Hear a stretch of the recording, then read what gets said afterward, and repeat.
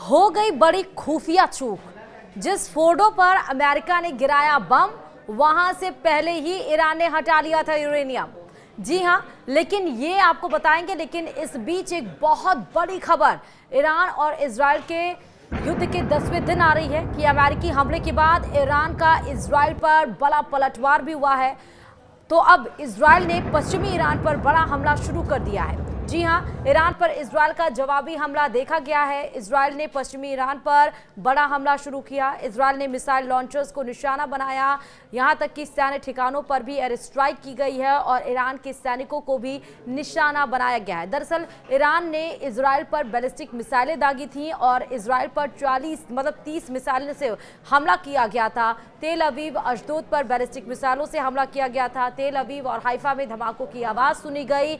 IDF यानी Israel ने नागरिकों से शेल्टर में जाने की अपील की और इजराइल के तेल अवीव में हवाई हमलों का सायरन सुनाई दिया गया। बताया गया कि ईरान ने जब इजराइल के ऊपर 30 बैलिस्टिक मिसाइलें दागी हैं तो इससे 15 लोग घायल हो चुके हैं और इसी की जवाबी कार्रवाई करते हुए इजराइल ने भी पश्चिमी ईरान पर हमले शुरू कर दिए हैं। और ये सब हमले आज इसलिए शुरू हो रहे हैं क्योंकि अमेरिका की तरफ से जो 3 परमाणु ठिकाने पर ईरान के नस्तनाबूद किया गया, वहां पर अटैक्स किए गए। इसके जवाब में ईरान ने कार्रवाई करनी शुरू कर दी है। लेकिन अब जो खबर निकल कर आ रही है कि फोर्डो पर जो हमला किया गया, दरअसल वो झूठ था। वहां से यूरेनियम पहले ही हटा लिया गया था। तो इतनी बड़ी चूक आखिर अमेरिकी सैनिकों से कैसे हो गई, वो आपको इस वीडियो में बताएंगे। नमस्कार, आप देख रहे हैं न्यूज़ 18 का डिजिटल प्लेटफॉर्म। मैं हूं आपके साथ श्रुति श्रीवास्तव। ट्रंप ने आज सोशल मीडिया के जरिए ईरान में 3 परमाणु ठिकानों फोर्डो, नतांज और एस्फान पर हमला किया। इजराइल और ईरान के बीच मध्य पूर्व क्षेत्र में तनाव अपने चरम पर पहुंच गया है। अमेरिका की ओर से ईरान के 3 परमाणु ठिकानों पर हमला कर उसे नष्ट करने का दावा भी किया गया। ईरान इस हमले को युद्ध की अकारण कार्रवाई के रूप में भी देखता है। साथ ही उसने अमेरिका से कहा कि वह चुप नहीं बैठेगा, बदला लेकर रहेगा।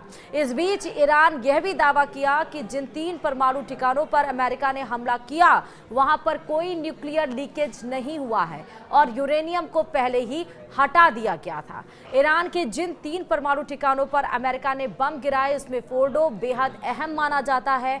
फोर्डो के बारे में कहा जाता है कि यहाँ पर अहम भूमिगत यूरेनियम संवर्धन सुविधा भी शामिल है। लेकिन Fordow nuclear facility com county में पड़ता है। एक सांसद ने ये बताया कि रविवार रात के अमेरिका हमले के बाद परमाणु ठिकाने से कोई खतरनाक सामग्री उत्सर्जन नहीं हुआ क्योंकि इस केंद्र को पहले ही खाली कर दिया गया था।